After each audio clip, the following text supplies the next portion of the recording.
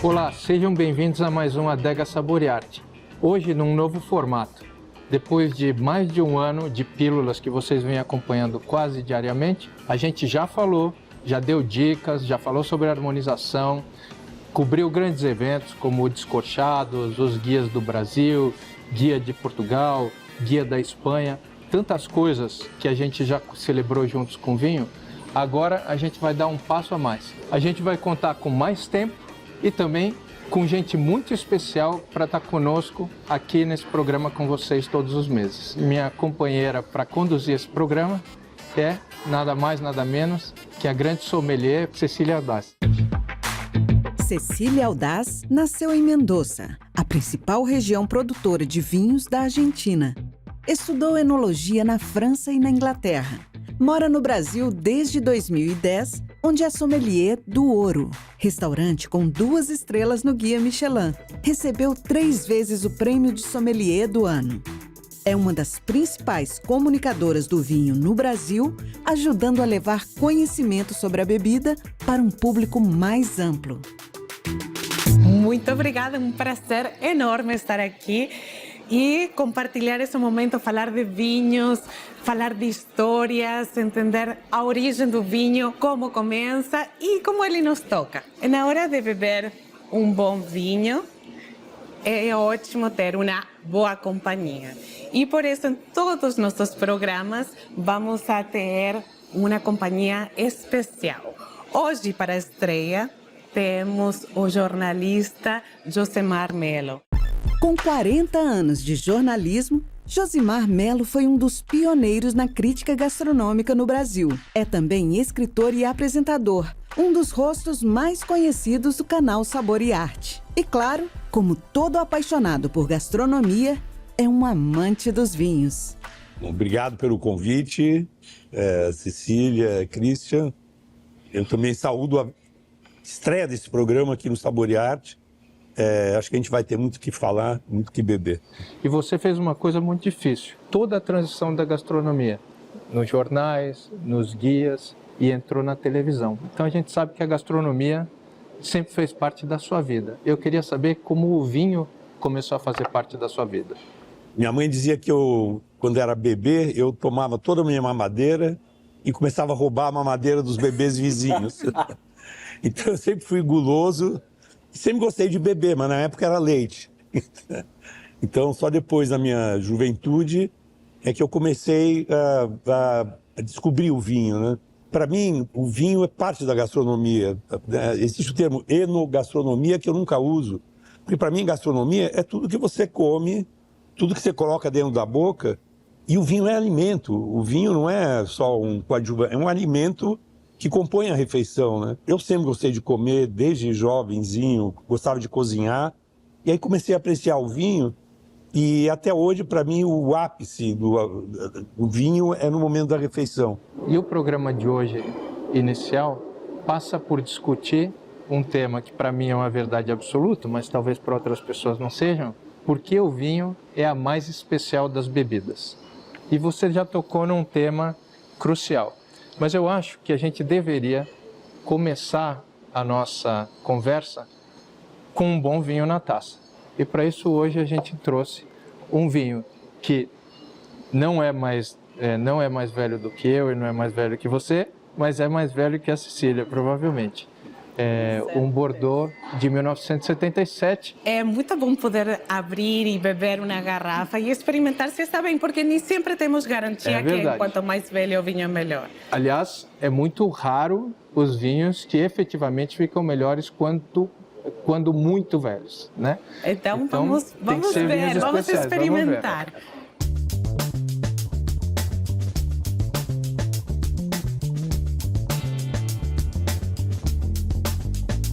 Esses vinhos antigos é sempre uma surpresa, cada um é uma cirurgia, né? Como se fosse... Se você abrir um sarcófago, é isso. Você não sabe como vai ser a múmia, que ela vai estar lá dentro.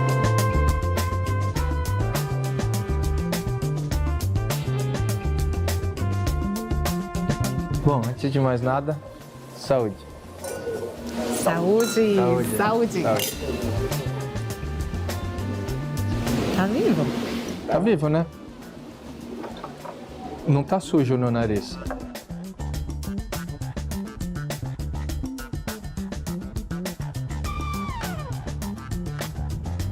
E esse vinho vai morrer em 30 minutos. É, por isso que não vale a pena decantar, porque senão...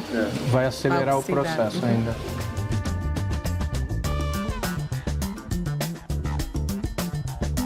Mas você estava falando como iniciou no tema, no mundo do vinho? Agora é você Agora que tem que falar.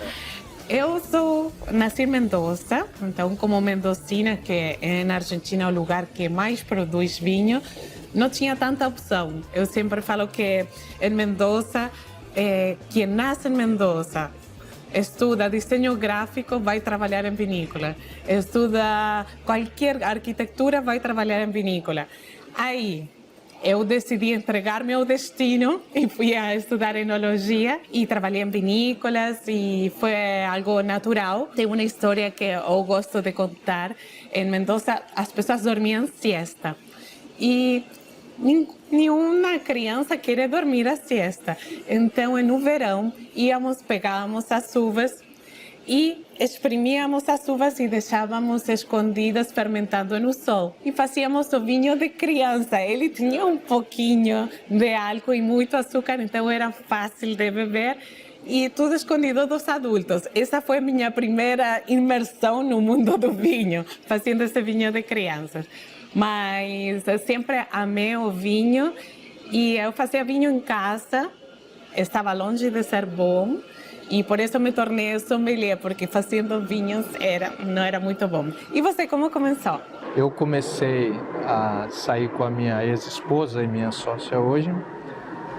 E ela tomava vinho, eu tomava uísque. Mas ela me perguntou se eu gostava de vinho. Eu, na hora, imediatamente falei que gostava. E aí a gente foi viajar para Califórnia. E eu visitei a primeira vinícola, chama Firestone, da marca de pneus, que juntava uma coisa interessante, que era um lado de um grande empresário que tinha uma vinícola centenária, e eu me encantei por aquilo, por aquele negócio de viajar naquele ambiente, ir para os restaurantes, cada restaurante descobrir vinhos novos e pronto, fui picado. O vinho eu acho que é a bebida que mais se liga com a história do lugar, né? Inclusive fisicamente, né? Quer dizer, bebendo um vinho, você consegue, com a prática, com o tempo, identificar de onde veio, de que região do mundo ele veio. A partir daí, você consegue identificar com que cultura que o produziu. O grande pilar da civilização ocidental é a Grécia antiga, e ali tinha o vinho.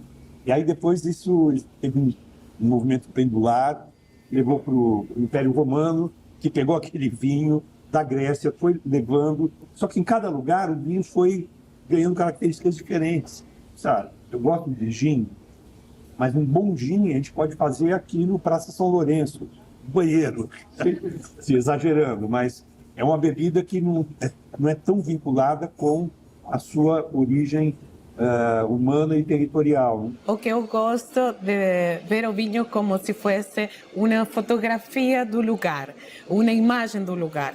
Então, quando você vai degustando os vinhos e ele tem bastante mais fruta, é bastante mais potente, você sabe que pode vir de alguns lugares que são mais quentes, quando o vinho tem mais acidez, é mais fresco, você sabe que vem do clima mais fresco. Depende do tipo de solo também, as características que vai ter o vinho.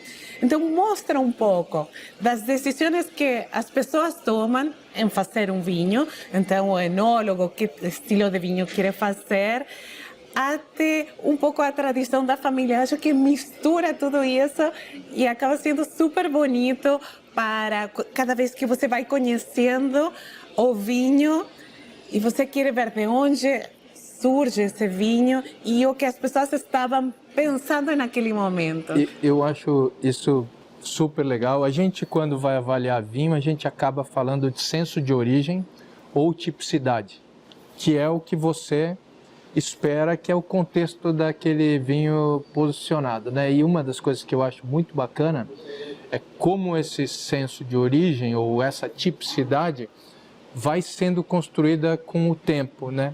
Antigamente era muito relacionado à experiência, tentar e errar. plantava-se de tudo, aí você ia aos poucos descobrindo a variedade mais adequada para aquele contexto. E uma conexão gastronômica que existe, né? Porque o vinho e a gastronomia vão se desenvolvendo lado a lado para se combinarem. É por isso que às vezes a gente tem aquele negócio da harmonização cultural, né? Que você conecta vinhos de um determinado local com comida daquele local. É fascinante, essa bebida não para de me fascinar. Agora estamos degustando um vinho que é bastante antigo, que tem características para ser um vinho antigo.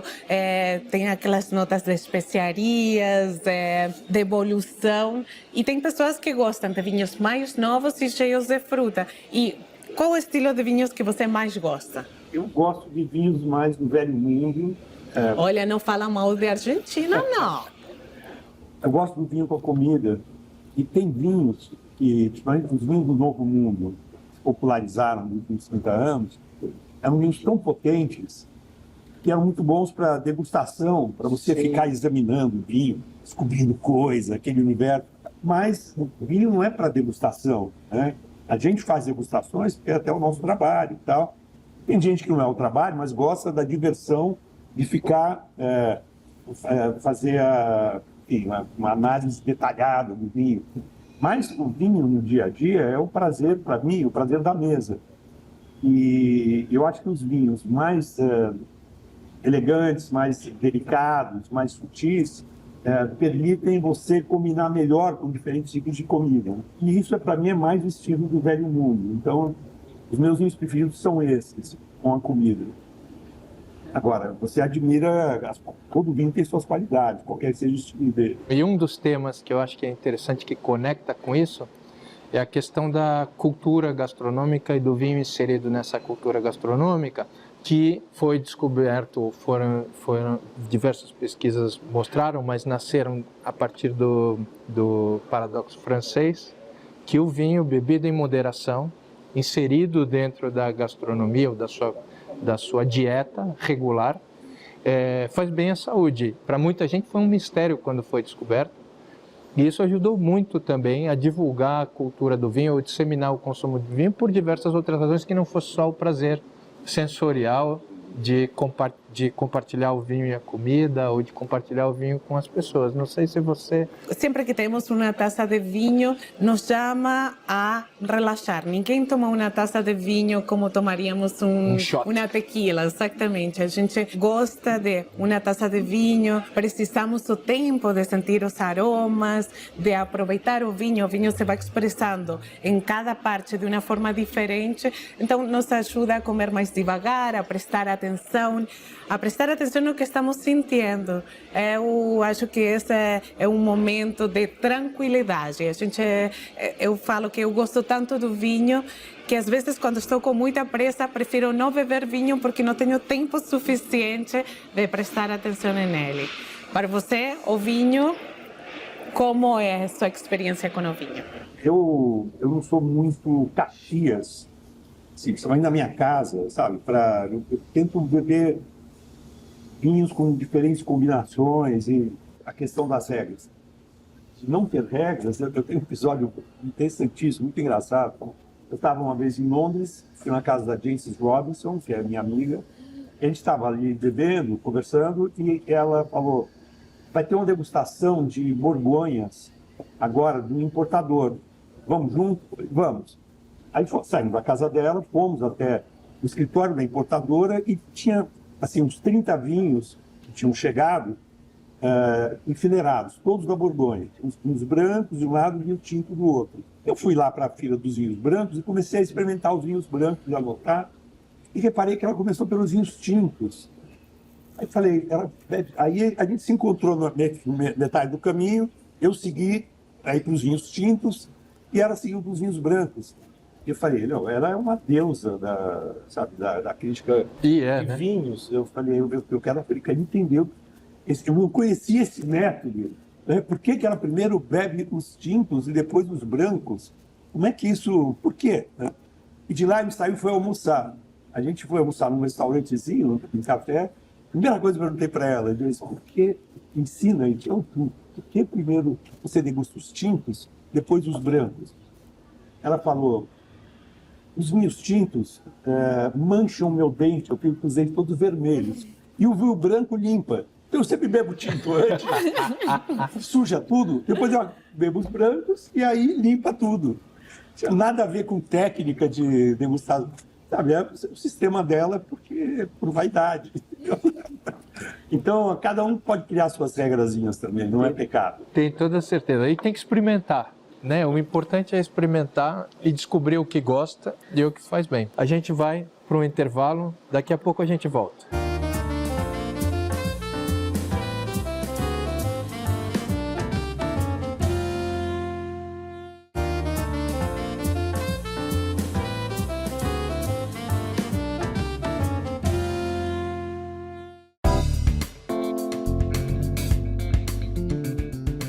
E agora, como você colocou muito bem, o vinho tem que estar acompanhado da comida para ser saboreado na sua plenitude.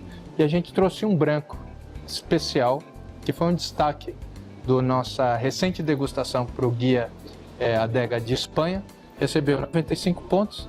É um godelho da região de Valdeorras, que a Cecília pode contar um pouquinho mais para a gente. Eu gosto muito dessa variedade de uva, acho que é uma variedade de uva que ela é não tão expressiva no nariz, mas na boca tem muito volume e ela encanta. E na hora de harmonizar, funciona muito como um tempero quase da comida, mas também ele ajuda a limpar a boca e tem bastante presença. A harmonização em espanhol se chama maridaje, que vem de matrimônio, de casar vinho com comida, e eu sempre falo que nem todos os casamentos são tão harmoniosos, mas que tem muita riqueza. E eu gosto muito dessa parte. Mas estou aqui com um crítico de gastronomia. Qual é a sua harmonização preferida? Olha, eu sou fascinado pelas harmonizações culturais e naturais, assim. Quando eu viajo, eu adoro, sabe, tem vinho aqui, qual é o prato típico? E é impressionante como, sabe, você ir para Bordeaux e comer um agneau de pré-salé, sabe? Aquele cordeiro que fica pastando à margem do mar. Como aquilo combina bem com Bordeaux? Aí você fica pensando, o que veio antes, o ovo ou a galinha, o cordeiro ou o vinho? Não sei, mas o fato é que ao longo dos séculos são combinações que simplesmente funcionam. Então na Borgonha é a mesma coisa, você vai na Alsácia, eles têm muitos pratos típicos de embutidos. E eles têm vinhos brancos maravilhosos. E como combinam bem, né? É verdade também que, às vezes, você, quando não está na região e vai repetir a experiência, ela fica meio sem graça. Você fala, puxa, por que aqui na minha casa em São Paulo não combinou tão bem? Às vezes, o próprio lugar, não sei, o contexto todo ajuda. Mas eu acho que, em geral, as combinações, as harmonizações territoriais, assim, de vinhos típicos da região, com pratos típicos da região, são as mais emocionantes.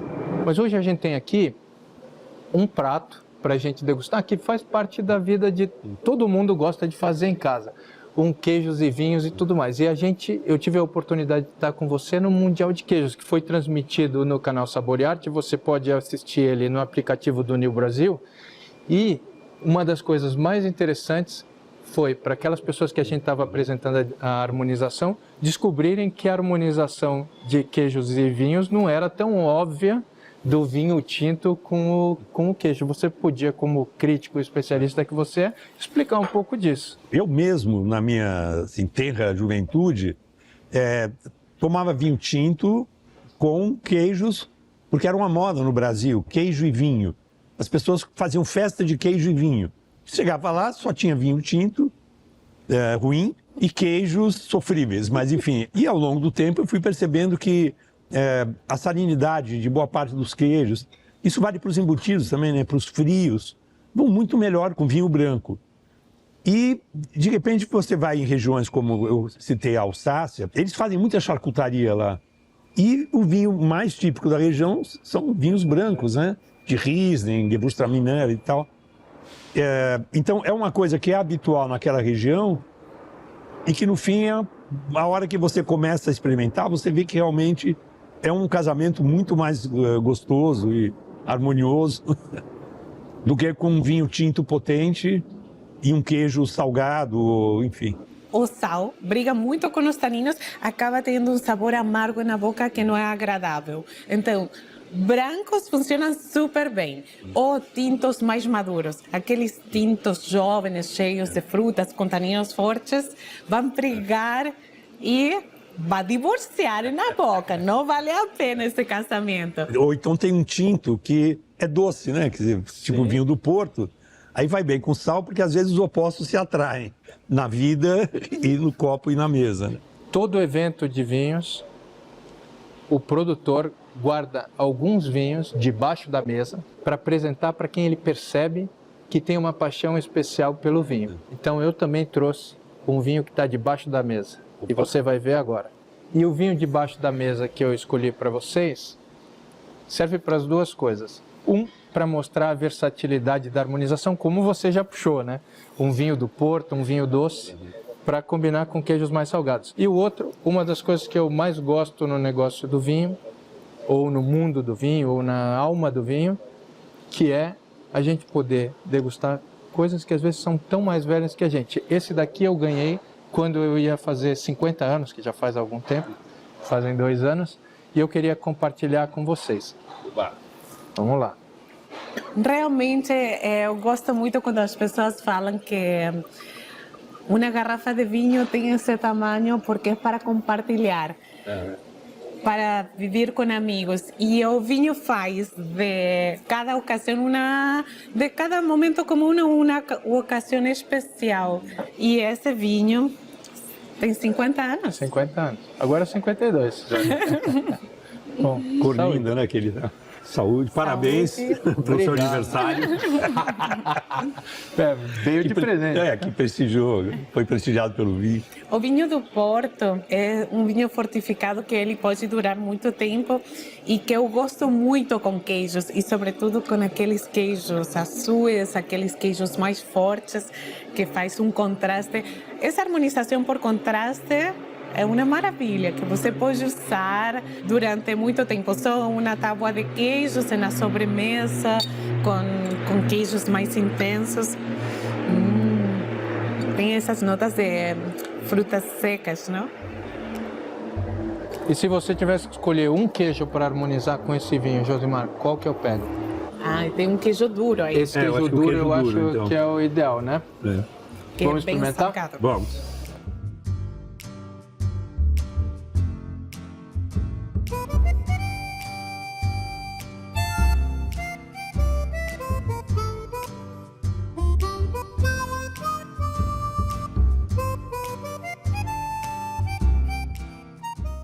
Esses cristalzinhos, né? Como um bom parmesiano, origiano. E funciona com o branco também? Vamos ver, né? Vamos ver.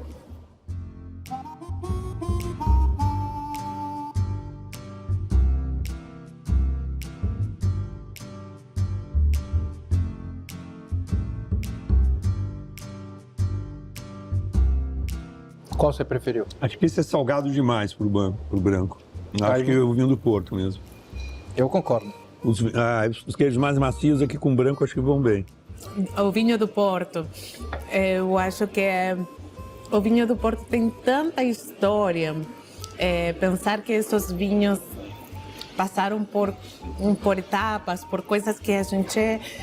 Eu não estava, por menos. Então, conta uma história e é quase feito com tanto cuidado que acaba virando quase uma obra de arte. Isso tem um contexto grande de história. A história e a cultura andam lado a lado, né? No mundo inteiro. A história e cultura são uma coisa só, entremeada. E a gente tem grandes personagens de história ou pessoas muito interessantes e muito inteligentes que trazem frases memoráveis. Isso na revista Adega, a última página da revista é sempre a página de frases e as pessoas lembram muito disso. Você lembra de alguma frase de vinhos que te toca e que você queira compartilhar? Tem uma que eu que inventei, de brincadeira. Ótimo, melhor assim. Mas que eu sempre uso, mas é uma invenção. Mas não é. O Júlio César, antes de Cristo, ainda, no Império Romano, ele uma vez foi comunicar ao Senado de Roma, algo assim, de uma batalha que ele venceu, e ele resumiu a aventura dele numa frase em latim que é Veni vide 20. Eu vim, vi e venci. Eu sempre brinco e faço uma adaptação dela. Veni, vidi, vinum. Vi, vi e bebi. Assim. Boa, gostei. E você, Cecília? Falando de tudo o que acabamos de conversar, eu gosto muito de uma frase do Pasteur, que ele acabou explicando e definindo o que era fermentação, que antes se considerava um fato esporádico. E ele fala que tem mais filosofia em uma taça de vinho que na Biblioteca Nacional.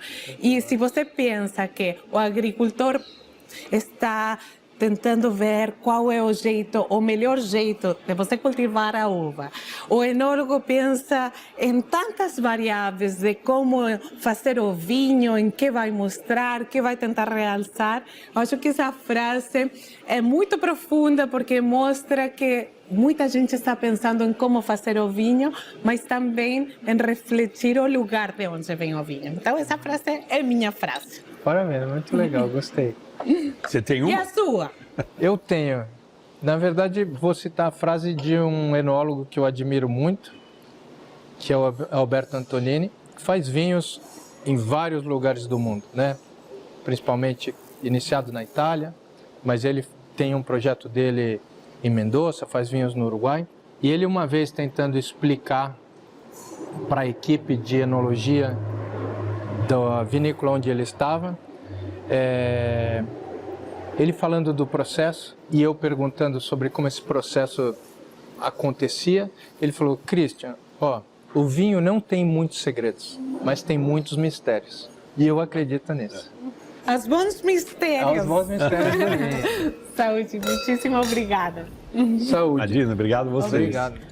Eu agradeço vocês por estar aqui conosco hoje, no primeiro programa da série do Adega Sabor e Arte. Tivemos a honra de receber para nossa estreia o Papa da Crítica Gastronômica do Brasil, Josimar Mello, e Cecília Audasso. Obrigado, Cecília. Muito obrigada, um prazer estar aqui. Acima de tudo, saúde para você.